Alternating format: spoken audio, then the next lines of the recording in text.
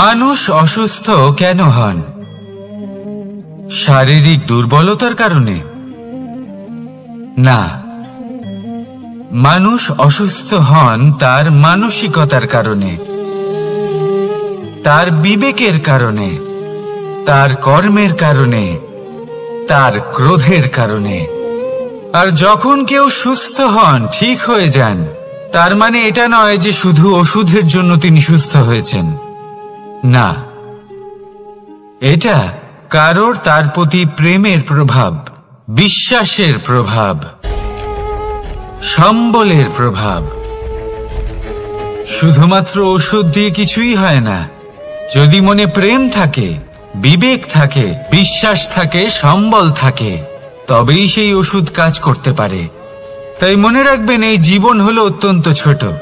মনে প্রেম ভাব রাখুন, মিত্রতা করুন, শত্রুতা নয়।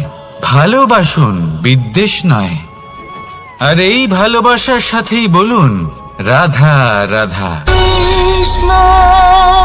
জীবন, এই জীবনের সত্য কি? জন্ম, যেখান থেকে জীবন আরম্ভ হয়, নাকি সমাপ্তি?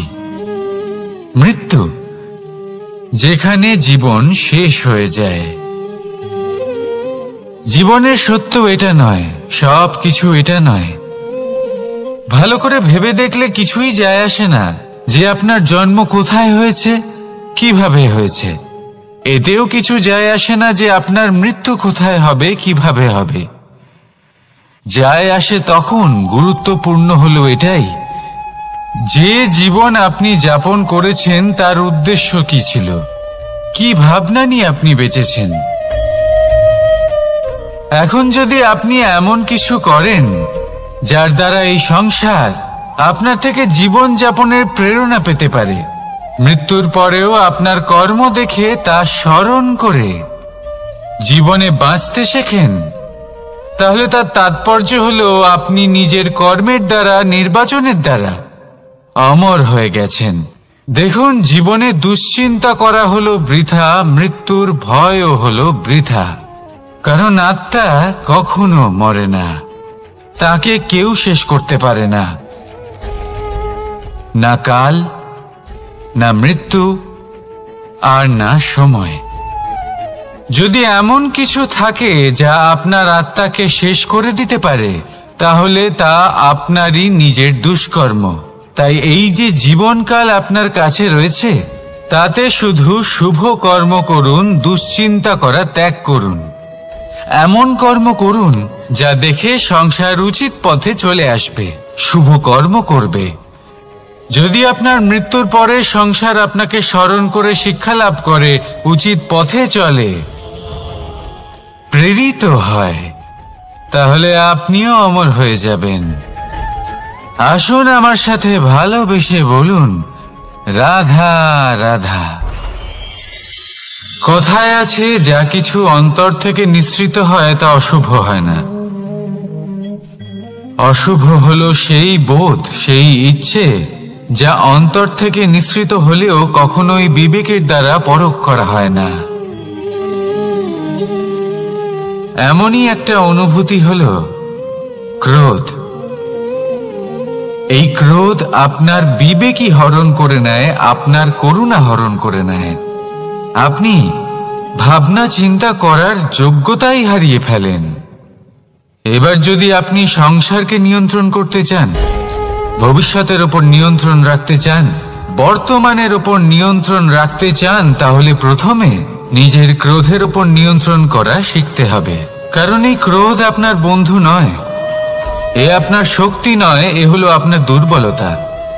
আর এটা শত্রুর শক্তি বাড়িয়ে তোলে, আর শেষ পর্যন্ত ক্ষতি আপনারই হয়। তাই এই ক্রোধকে নিজের নিয়ন্ত্রণে রাখুন। অশুভ মন্তব্য আপনা থেকেই অসফল হয়ে যাবে। আসুন আমার সাথে ভালোবেসে বলুন, রাধা রাধা।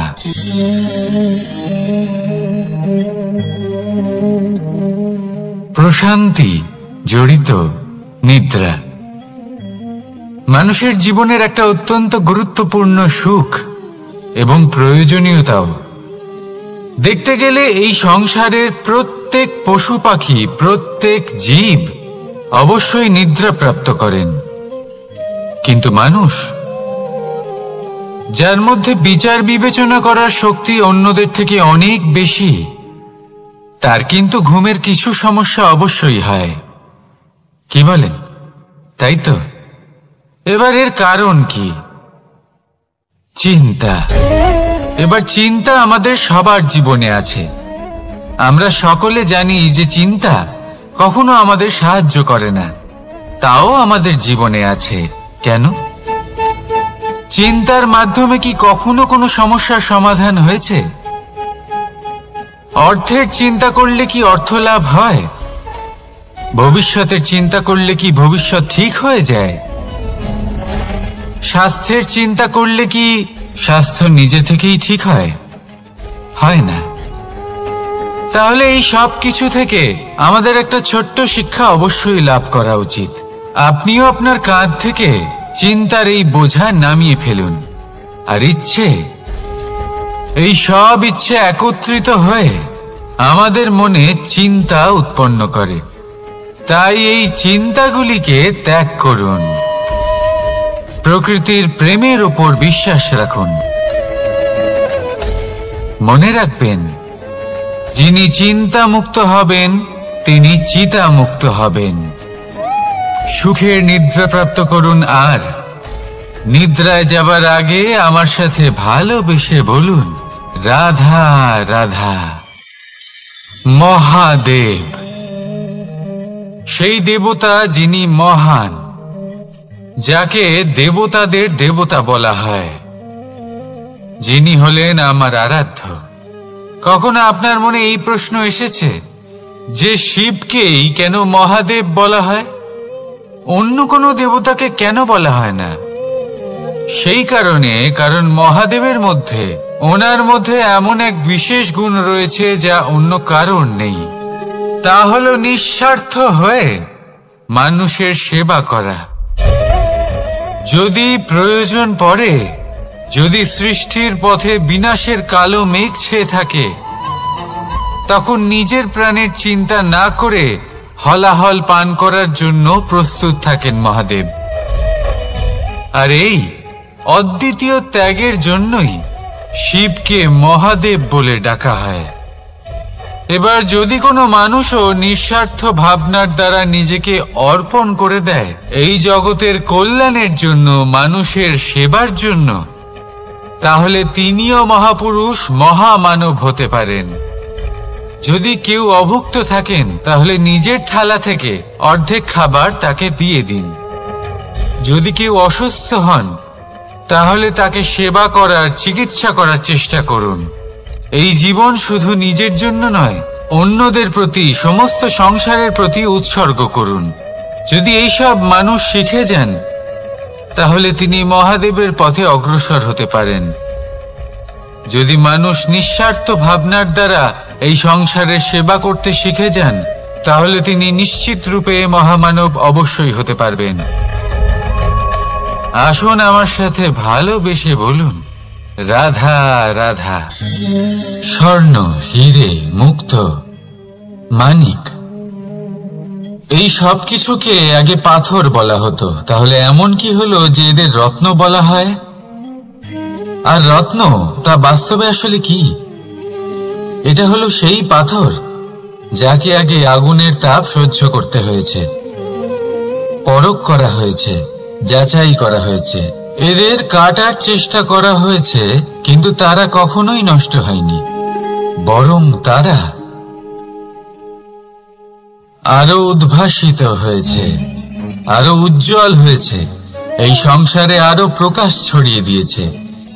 সেই জন্য এরা হলো এত অমূল্য, সেই জন্য এরা হলো বহুমূল্য, সেই জন্য এদের রত্ন বলা হয়। এবার মানুষের কাছেও এই নির্বাচনের অধিকার রয়েছে যে আমরা শুধু পাথর হয়ে থাকব নাকি রত্ন হয়ে থাকব। কিভাবে? আমাদের জীবনেও অনেক সমস্যা রয়েছে, বাধা আছে, বিপত্তি আছে। আমরা সেই বাধার তাপে উত্তপ্ত হই, এই সমস্যা আমাদের কাটার চেষ্টা করে। অনেক মানুষ বিভিন্ন পরিস্থিতি আমাদের ভাঙার চেষ্টা করে, কিন্তু আমাদের নষ্ট হলে চলবে না। যেভাবে এই রত্ন সমস্যার সম্মুখীন হয়ে পাথর থেকে রত্ন হয়েছে, সেইভাবেই আমাদেরও আমাদের সমস্যার সম্মুখীন হয়ে রত্ন হয়ে উঠতে হবে। এই সংসারে প্রকাশের স্রোত হয়ে উঠতে হবে। তাহলে এটাই করুন আর আমার সাথে ভালোবেসে বলুন, রাধা রাধা। সংসারে সব থেকে বড় শক্তি আসলে কি? কেউ বলবেন শারীরিক শক্তি, কেউ বলবেন অস্ত্রের শক্তি, কেউ বলবেন জ্ঞানের শক্তি। ঠিক আছে, কিন্তু যদি আমি বলি সংসারের সব থেকে বড় শক্তি হলো শক্তি কোনো এক তথ্যের, আজ্ঞে হ্যাঁ, তথ্য। এই তথ্য নিজেই কিন্তু খুব শক্তিশালী, অত্যন্ত শক্তিশালী অস্ত্র হলো এই তথ্য। আর সত্যি বলতে অনুচিত তথ্যের থেকে অনেক বেশি ঘাতক হলো অসম্পূর্ণ তথ্য। যেরকম আজ শাম্ব রুক্মির সাথে করেছে, ওকে অসম্পূর্ণ তথ্য দিয়েছে, তার ফলে বিনাশ হলো। যদি এইভাবেই আপনার কাছেও কোনো অসম্পূর্ণ তথ্য আসে, আর যদি আপনি তা পরখ না করে দেখেন, যাচাই না করে দেখেন, আর নিজের কর্ম করেন, তাহলে উত্থানের বদলে আপনি পতনের সম্মুখীন হবেন। বিকাশের বদলে আপনার বিনাশ হয়ে যাবে। মনে রাখবেন একটা অত্যন্ত গুরুত্বপূর্ণ কথা,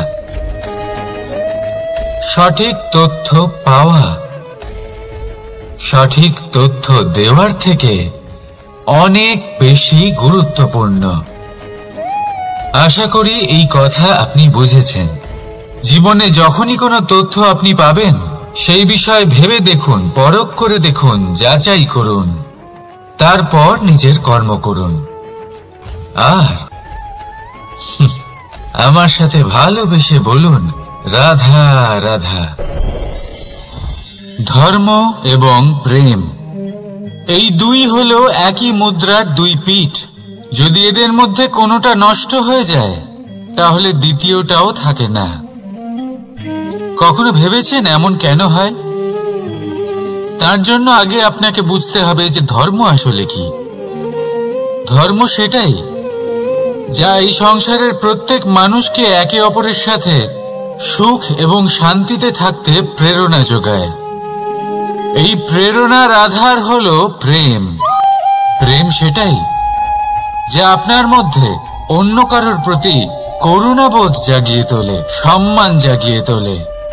এবার যদি প্রেম চলে যায়, তাহলে সবার আগে বিনাশ হবে সম্মান আর করুণাবোধের।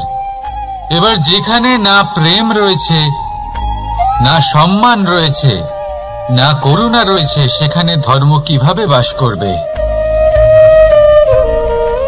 অশুভ ইচ্ছে জাগ্রত হয়ে ওঠে, ক্রোধ জাগ্রত হয়ে ওঠে, অহংকার জাগ্রত হয়ে ওঠে, আর তারপর আরম্ভ হয় অধর্মের। তাই যা যা ভাবনা আপনার অন্তরে প্রবেশ করছে, করতে দিন, কিন্তু যাই হোক না কেন, এই প্রেমকে নিজের থেকে দূরে যেতে দেবেন না।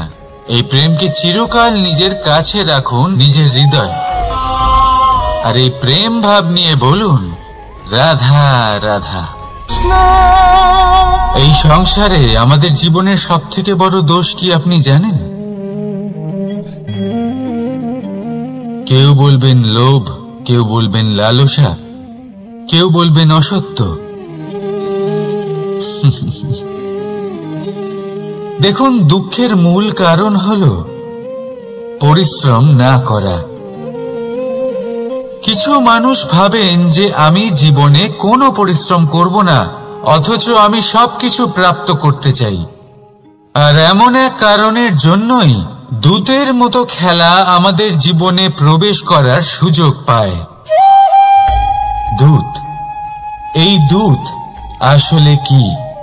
দূত অর্থাৎ কোনো পরিশ্রম ছাড়াই অন্য কেউ পরিশ্রম করে যা অর্জন করেছেন, যে সুখ সুবিধা অর্জন করেছেন, তা নিজের জন্য শুধুমাত্র একটা খেলার মাধ্যমে নিজের করে নেওয়ার ইচ্ছে। আর এই ইচ্ছে অত্যন্ত বিনাশকারী হতে পারে। এই ইচ্ছে যদি আপনার বিবেক, আপনার মন, আপনার চেতনা, আপনার ভাবনা প্রবাহিত করে ফেলে, তারপরে আপনি চেষ্টা করতে শুরু করে দেবেন, আর সেইখান থেকেই আপনার পতন শুরু হবে। এই চেষ্টা করবেন যে অন্য কারোর জীবনের সমস্ত ধন, তার সমস্ত জীবন সম্পূর্ণভাবে নিজের করে নেওয়ার। কারণ প্রথমে আশা জাগ্রত হয়, আর এই আশা হতাশায় পরিণত হতে সময় লাগে না। এই হতাশা কুণ্ঠায় পরিণত হতে সময় লাগে না, কুণ্ঠা লোভে পরিণত হতে সময় লাগে না, আর এই লোভ প্রতিশোধ স্পৃহাতে পরিণত হতে সময় লাগে না। আর যখন এই সব কিছু হয়, আপনি দুষ্ট হয়ে যান। আর সবাই জানেন যে প্রত্যেক দুষ্ট ব্যক্তির পতন হলো অবশ্যম্ভাবী। তাই নিজেকে দূতের থেকে দূরে রাখুন আর পরিশ্রমকে নিজের কাছে টেনে নিন। জীবনে আপনার যা যা স্বপ্ন রয়েছে, যা আপনি করতে চান, শুধুই পরিশ্রম দ্বারা অর্জন করুন। তাহলে তাই করুন, আর আমার সাথে ভালোবেসে বলুন, রাধা রাধা। জীবনে কিছু শেখা অত্যন্ত গুরুত্বপূর্ণ। এবার কি কি শিখতে হবে, সেই সব শেখানোর জন্য অনেক শিক্ষক রয়েছেন। কিন্তু কি শিখবেন না আর কি করবেন না, এটা আমাদের নিজের অভিজ্ঞতা দিয়ে শিখতে হয়। কিন্তু তার মানে এটা নয় যে যদি আপনাকে শিখতে হয় যে আগুনের তাপ কতটা, আপনাকে আগুনের মধ্যে হাত দিতে হবে। না, অন্য কারোর অভিজ্ঞতা দ্বারাও শিখতে পারেন। প্রশ্ন শুধুমাত্র একটাই যে আপনি কি শিখতে চান নাকি চান না। যদি আপনি এটাই ভাবেন যে আমি শুধুই নিজের অভিজ্ঞতা দ্বারাই শিখতে চাই, তাহলে জীবনকাল ছোট মনে হবে, অনেক কিছুই শিখতে পারবেন না। তাই নিজের সাথে সাথে বড়দের অভিজ্ঞতার দ্বারাও শেখা শুরু করে দিন। এই সংসারের অভিজ্ঞতা দ্বারা শিখতে শুরু করে দিন। আর এটা নিশ্চিত রূপে শেখা আবশ্যক যে কখন কি করবেন না, কোথায় থামতে হবে আর কোথায় থামবেন না। তাহলে আসুন আর আমার সাথে ভালোবেসে বলুন, রাধা রাধা। ভোজন। এবার ভোজন সংগ্রহ করার জন্য মানুষ কি না করেন, সব সময় চেষ্টা করতে থাকেন। ফসল উৎপাদনের জন্য অনেক পরিশ্রম করতে থাকেন, কিন্তু অনেক সময় অনেক পরিশ্রম করার পরেও ফসল ভালো উৎপাদন হয় না। এর কারণ কি?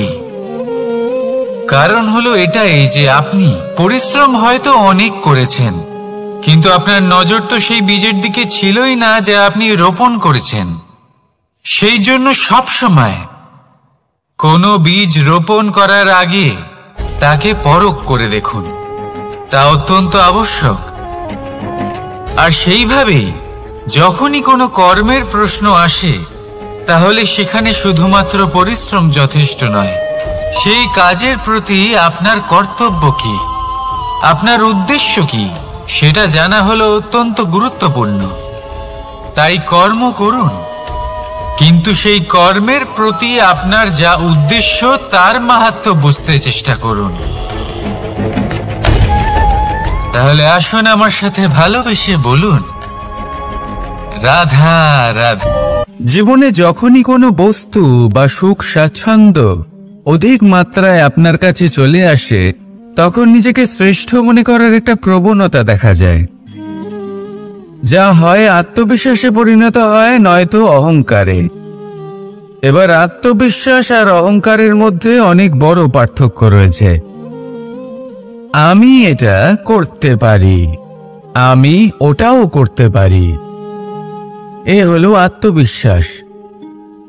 শুধুমাত্র আমি এটা করতে পারি, শুধুমাত্র আমি ওটাও করতে পারি, আমি হলাম সর্বশ্রেষ্ঠ, এটা হলো অহংকার।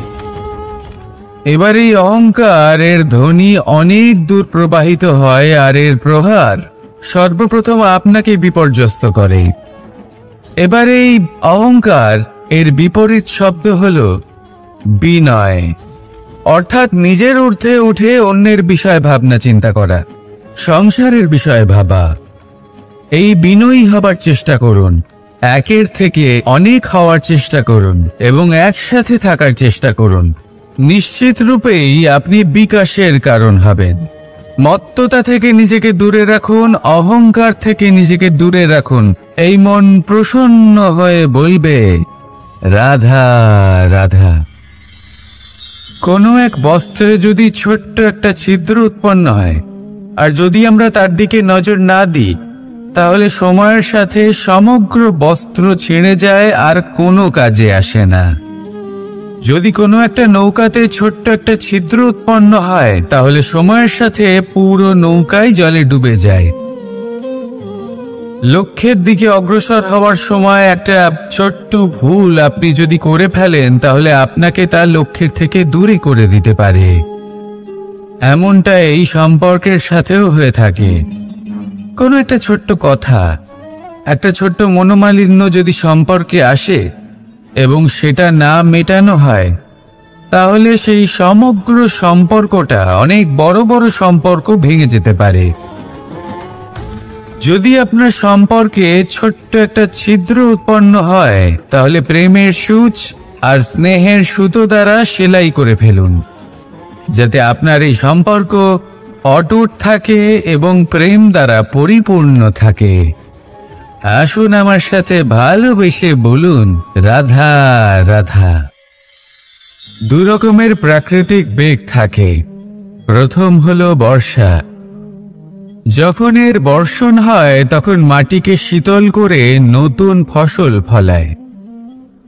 আর দ্বিতীয় হয় পবন, যা আমাদের সর্বদা শ্বাসবায়ু প্রদান করে। অশান্ত এই মনকে শান্তি প্রদান করে, এই ক্লান্ত শরীরে স্ফূর্তি প্রদান করে। আমাদের জীবনে যত আবেগ আছে, তা হয় বর্ষার মতো হওয়া উচিত, নয় হওয়া উচিত পবনের মতো। ক্রোধ, মতভেদ, বিবাদ, এগুলো হওয়া উচিত বর্ষার মতো। অর্থাৎ কিছু সময় পরে যেন এরা নিজে থেকেই ছিন্ন ভিন্ন হয়ে চলে যায়। আর যদি পবনের মতো কোনো আবেগ থাকা উচিত, তা হল প্রেম, যা সর্বদা শ্বাসবায়ু প্রদান করে, সবসময় সাথে থাকে। একে আমরা অনুভব করতে পারি না, কিন্তু এই আমাদের অনুভব করার জন্য প্রাণবায়ু প্রদান করে। আর যখন চক্রবাতের মতো সে ভয়ঙ্কর হয়ে ওঠে, তখন সমগ্র সংসার বদলে দেয়। এর সারমর্ম একটাই, শক্তি। মতভেদ, ক্রোধ, বিবাদের শক্তি যদি থাকে, তা আছে প্রেমের মধ্যে। তাই এই প্রেমকে মনের মধ্যে রাখুন আর আমার সাথে বলুন, রাধা রাধা। জীবনে দুই ধরনের আবেগ রয়েছে, যার কোনো মূল্য নেই। আমার কথার অর্থ এটা নয় যে এদের কোনো গুরুত্ব নেই। গুরুত্ব যথেষ্টই রয়েছে, শুধু এদের জন্য আপনাকে কোনো মূল্য দিতে হয় না। প্রথম আবেগ হল আনন্দ, প্রসন্নতা। এটা আপনি যে কোনো জায়গায় খুঁজে পেতে পারেন, যদি আপনি খুঁজে পেতে চান। আপনি কোনো পুষ্পের সৌন্দর্য দেখে প্রসন্ন হতে পারেন। বায়ুর কারণে যখন একটি বৃক্ষ শিহরিত হয়, সেটা দেখে আপনি প্রসন্ন হতে পারেন। একটা ছোট্ট শিশুর কলরব শুনেও আপনি প্রসন্ন হতে পারেন। একটা ক্রন্দনরত বালককে হাসিয়ে আপনি প্রসন্ন হতে পারেন। সবকিছু আপনার উপর নির্ভরশীল। সেখানে আরেকটি আবেগ হল দুশ্চিন্তা। মানুষ বড়ই দুশ্চিন্তা করতে থাকে। আজ আমি এই কাজ করেছি, সেই বিষয়ে চিন্তা। আজ আমি এই কাজ করতে পারিনি, সেই বিষয়ে চিন্তা। কাল আমাকে এই কাজ করতে হবে, সেই নিয়ে চিন্তা। আমি কি সেই কাজটা করতে পারবো, সেই বিষয়েও দুশ্চিন্তা। চিন্তা সর্বত্র রয়েছে, যার জন্য মূল্য দিতে হয় না। যত চান আপনি একত্রিত করতে পারেন। একটা গুরুত্বপূর্ণ কথা মনে রাখবেন, প্রসন্নতা জীবনের একটা নতুন সূত্রপাত। সেখানে দুশ্চিন্তা হলো জীবনের চিতার সমান। এবার এই দুটি আবেগ হলো মূল্যহীন, দুটোই আপনার সামনে আছে। কোনটা চয়ন করবেন আপনি? দুশ্চিন্তা নাকি প্রসন্নতা? সিদ্ধান্ত আপনারই। আসুন আর আমার সাথে ভালোবেসে বলুন, রাধা রাধা। জীবনের প্রত্যেক মুহূর্ত আমাদের কিছু না কিছু শিক্ষা দেয়, নির্ভর করছে আমাদের দৃষ্টিভঙ্গির ওপর। যেমন নদী হলো আমার অত্যন্ত প্রিয়। নদীতে ভ্রমণ করতে আমার খুব ভালো লাগে। কি বলেন? নদীতে সবসময় নতুন কিছু থাকে, ও পুরনো কিছুই নিয়ে বসে থাকে না। সব সময় প্রবাহমান, কখনো থামে না। ততক্ষণ থামে না যতক্ষণ না সাগরে গিয়ে সমাহিত হচ্ছে। ঠিক এইভাবেই আমাদেরও উচিত নিজের জীবন অতিবাহিত করা, নদীর মতো। প্রত্যেক মুহূর্ত নতুন, তাই সেইভাবেই জীবন যাপন করুন। পুরনো কিছুই একত্রিত করে রাখবেন না। বিগত স্মৃতির মাঝে নিজেকে হারিয়ে ফেলবেন না। এই যে বর্তমান, এই যে মুহূর্ত, সেটাই হলো সর্বশ্রেষ্ঠ। এর মাঝেই জীবন যাপন করুন। নদীর মতো প্রবাহমান হতে শিখুন।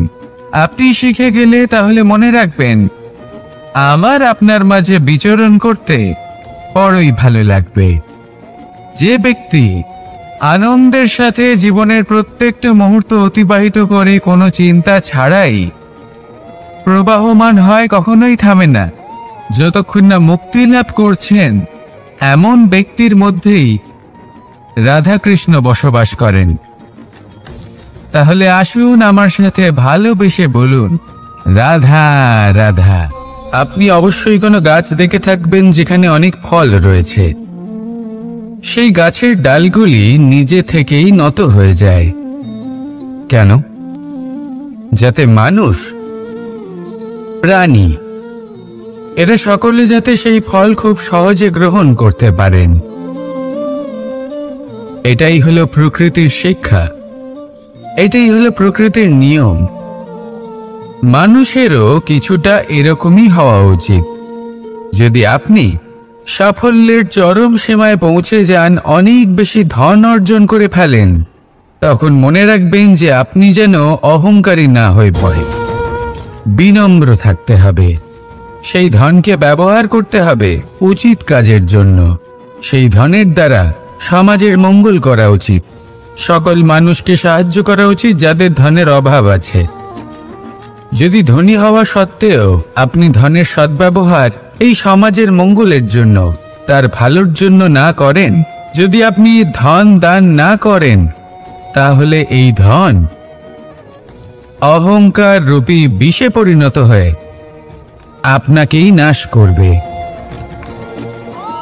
তাই ফলে ভরা গাছের মতো নত হয়ে থাকুন, বিনম্র হয়ে থাকুন, দান করুন, আর আমার সাথে ভালোবেসে বলুন, রাধা রাধা। জল, এ হলো জীবনের আধার পঞ্চতত্ত্বের মধ্যে একটি, আর অত্যন্ত বিশেষ। এর থেকে অনেক বড় শিক্ষা পাওয়া যায়। এই জল গন্তব্যের বিষয়ে এর স্পষ্ট ধারণা আছে। ও জানে ওর লক্ষ্য কি, আর প্রয়াস করে ততদূর সে পৌঁছেও যায়। এটি পর্বত থেকে বয়ে নিচে নেমে আসে, নদীর সাথে সমাহিত হয়ে তার সাথে বয়ে চলে, চিরসবুজ বনানী গড়ে তোলে, প্রাণীদের তৃষ্ণা নিবারণ করে, সামনে এগিয়ে চলে, মানুষের সাথে মিলিত হয়।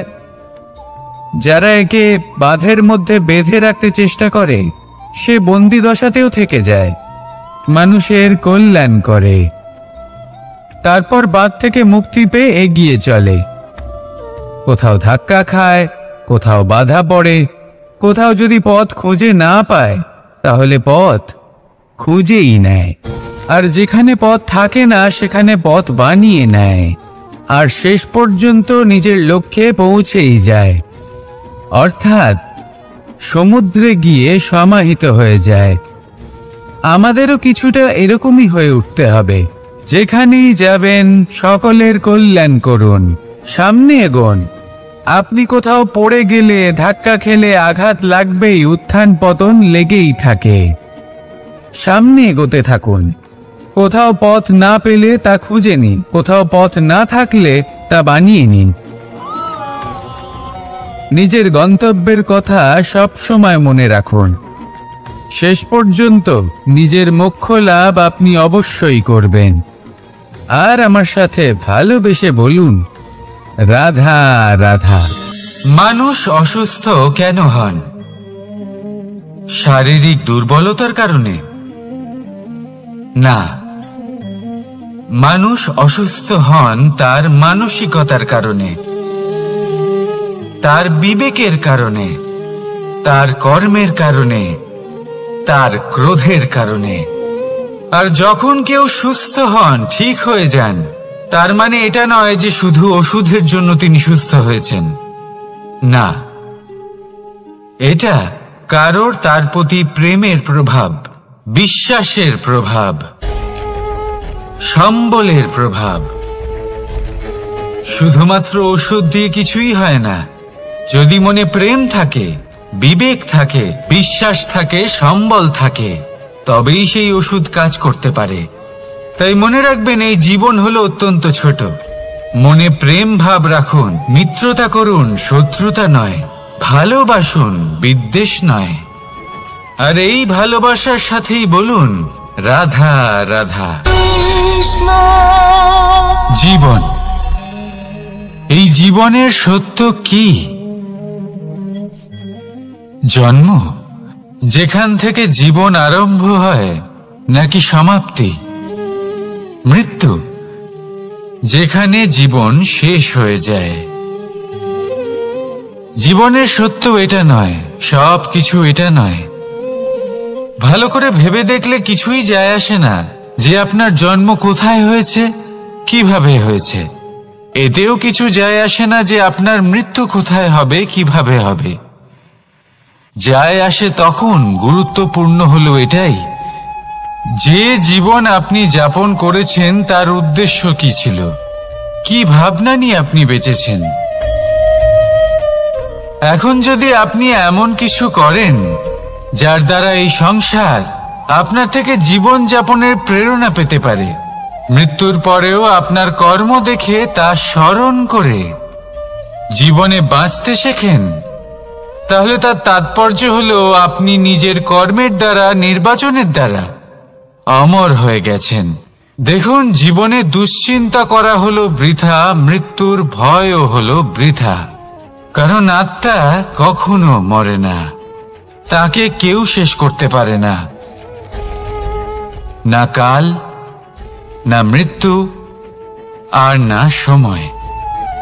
যদি এমন কিছু থাকে যা আপনার আত্মাকে শেষ করে দিতে পারে, তাহলে তা আপনারই নিজের দুষ্কর্ম। তাই এই যে জীবনকাল আপনার কাছে রয়েছে, তাতে শুধু শুভ কর্ম করুন, দুশ্চিন্তা করা ত্যাগ করুন। এমন কর্ম করুন যা দেখে সংসার উচিত পথে চলে আসবে, শুভ কর্ম করবে।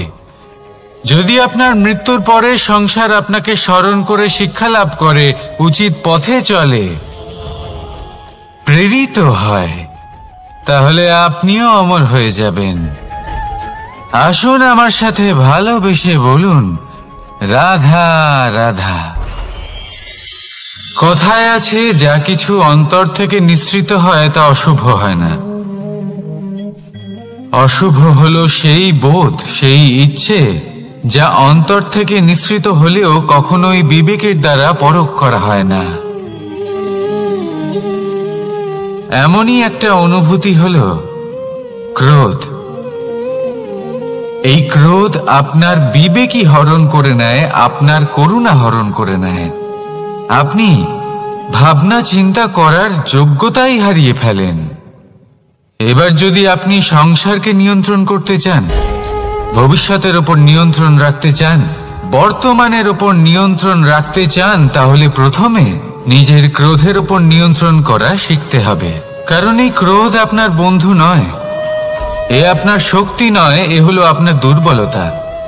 আর এটা শত্রুর শক্তি বাড়িয়ে তোলে, আর শেষ পর্যন্ত ক্ষতি আপনারই হয়। তাই এই ক্রোধকে নিজের নিয়ন্ত্রণে রাখুন। অশুভ মন্তব্য আপনা থেকেই অসফল হয়ে যাবে। আসুন আমার সাথে ভালোবেসে বলুন, রাধা রাধা।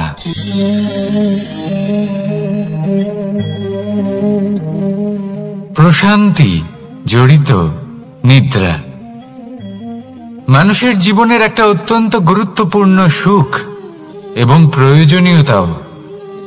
দেখতে গেলে এই সংসারের প্রত্যেক পশু পাখি, প্রত্যেক জীব অবশ্যই নিদ্রা প্রাপ্ত করেন, কিন্তু মানুষ, যার মধ্যে বিচার বিবেচনা করার শক্তি অন্যদের থেকে অনেক বেশি, তার কিন্তু ঘুমের কিছু সমস্যা অবশ্যই হয়। কি বলেন? তাই তো। এবার এর কারণ কি? চিন্তা। এবার চিন্তা আমাদের সবার জীবনে আছে। আমরা সকলে জানি যে চিন্তা কখনো আমাদের সাহায্য করে না, তাও আমাদের জীবনে আছে। কেন? চিন্তার মাধ্যমে কি কখনো কোনো সমস্যার সমাধান হয়েছে? অর্থের চিন্তা করলে কি অর্থ লাভ হয়? ভবিষ্যতের চিন্তা করলে কি ভবিষ্যৎ ঠিক হয়ে যায়? স্বাস্থ্যের চিন্তা করলে কি স্বাস্থ্য নিজে থেকেই ঠিক হয়? হয় না। তাহলে এই সব কিছু থেকে আমাদের একটা ছোট্ট শিক্ষা অবশ্যই লাভ করা উচিত। আপনিও আপনার কাঁধ থেকে চিন্তার এই বোঝা নামিয়ে ফেলুন। আর ইচ্ছে, এই সব ইচ্ছে একত্রিত হয়ে আমাদের মনে চিন্তা উৎপন্ন করে। তাই এই চিন্তাগুলিকে ত্যাগ করুন। প্রকৃতির প্রেমের উপর বিশ্বাস রাখুন। মনে রাখবেন, যিনি চিন্তা মুক্ত হবেন তিনি চিতা মুক্ত হবেন। সুখের নিদ্রা প্রাপ্ত করুন, আর নিদ্রায় যাবার আগে আমার সাথে ভালোবেসে বলুন, রাধা রাধা। মহাদেব, সেই দেবতা যিনি মহান, যাকে দেবতাদের দেবতা বলা হয়, যিনি হলেন আমার আরাধ্য। কখনো আপনার মনে এই প্রশ্ন এসেছে যে শিবকেই কেন মহাদেব বলা হয়, অন্য কোনো দেবতাকে কেন বলা হয় না? সেই কারণ মহাদেবের মধ্যে, ওনার মধ্যে এমন এক বিশেষ গুণ রয়েছে যা অন্য কারোর নেই। তা হলো নিঃস্বার্থ হয়ে মানুষের সেবা করা। যদি প্রয়োজন পড়ে, যদি সৃষ্টির পথে বিনাশের কালো মেঘ ছেয়ে থাকে, তখন নিজের প্রাণের চিন্তা না করে হলাহল পান করার জন্য প্রস্তুত থাকেন মহাদেব। আর এই অদ্বিতীয় ত্যাগের জন্যই শিবকে মহাদেব বলে ডাকা হয়। এবার যদি কোনো মানুষও নিঃস্বার্থ ভাবনার দ্বারা নিজেকে অর্পণ করে দেয় এই জগতের কল্যাণের জন্য, মানুষের সেবার জন্য, তাহলে তিনিও মহাপুরুষ, মহামানব হতে পারেন। যদি কেউ অভুক্ত থাকেন, তাহলে নিজের থালা থেকে অর্ধেক খাবার তাকে দিয়ে দিন। যদি কেউ অসুস্থ হন, তাহলে তাকে সেবা করার, চিকিৎসা করার চেষ্টা করুন। এই জীবন শুধু নিজের জন্য নয়, অন্যদের প্রতি, সমস্ত সংসারের প্রতি উৎসর্গ করুন। যদি এইসব মানুষ শিখে যান, তাহলে তিনি মহাদেবের পথে অগ্রসর হতে পারেন। যদি মানুষ নিঃস্বার্থ ভাবনার দ্বারা এই সংসারের সেবা করতে শিখে যান, তাহলে তিনি নিশ্চিত রূপে মহামানব অবশ্যই হতে পারবেন। আসুন আমার সাথে ভালোবেসে বলুন, রাধা রাধা। স্বর্ণ, হিরে, মুক্ত, মানিক, এই সব কিছুকে আগে পাথর বলা হতো। তাহলে এমন কি হলো যে এদের রত্ন বলা হয়? আর রত্ন তা বাস্তবে আসলে কি? এটা হলো সেই পাথর যাকে আগে আগুনের তাপ সহ্য করতে হয়েছে, পরখ করা হয়েছে, যাচাই করা হয়েছে, এদের কাটার চেষ্টা করা হয়েছে, কিন্তু তারা কখনোই নষ্ট হয়নি, বরং তারা আরো উদ্ভাসিত হয়েছে, আরো উজ্জ্বল হয়েছে, এই সংসারে আরো প্রকাশ ছড়িয়ে দিয়েছে। সেই জন্য এরা হলো এত অমূল্য, সেই জন্য এরা হলো বহুমূল্য, সেই জন্য এদের রত্ন বলা হয়। এবার মানুষের কাছেও এই নির্বাচনের অধিকার রয়েছে যে আমরা শুধু পাথর হয়ে থাকব নাকি রত্ন হয়ে থাকব। কিভাবে? আমাদের জীবনেও অনেক সমস্যা রয়েছে, বাধা আছে, বিপত্তি আছে। আমরা সেই বাধার তাপে উত্তপ্ত হই, এই সমস্যা আমাদের কাটার চেষ্টা করে। অনেক মানুষ বিভিন্ন পরিস্থিতি আমাদের ভাঙার চেষ্টা করে, কিন্তু আমাদের নষ্ট হলে চলবে না। যেভাবে এই রত্ন সমস্যার সম্মুখীন হয়ে পাথর থেকে রত্ন হয়েছে, সেইভাবেই আমাদেরও আমাদের সমস্যার সম্মুখীন হয়ে রত্ন হয়ে উঠতে হবে। এই সংসারে প্রকাশের স্রোত হয়ে উঠতে হবে। তাহলে এটাই করুন আর আমার সাথে ভালোবেসে বলুন, রাধা রাধা।